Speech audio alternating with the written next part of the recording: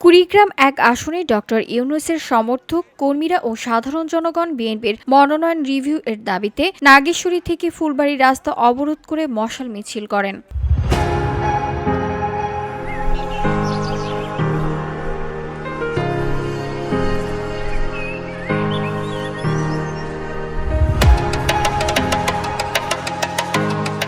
মশাল মিছিল শেষে বক্তব্য রাখেন কুড়িগ্রাম জেলা জাসাস এর যুগ্ম আহ্বায়ক আইয়ুব আলী অর্ণব, নাগেশ্বরী ইঞ্জিনিয়ার্স অ্যাসোসিয়েশনের সহসভাপতি ওসমান গনি, পৌর স্বেচ্ছাসেবক দলের ভারপ্রাপ্ত সাবেক সাধারণ সম্পাদক আশরাফুল ইসলাম, পৌর শাখা ছাত্রদলের যুগ্ম আহ্বায়ক মিজানুর রহমান বেলাল, কুড়িগ্রাম মজিদা কলেজ শাখার ছাত্রদলের সহসভাপতি নাজমুল হক সহ অন্যান্যরা।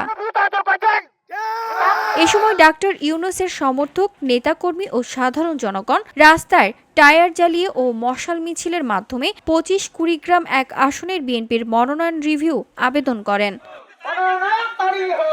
VOD Bangla news desk.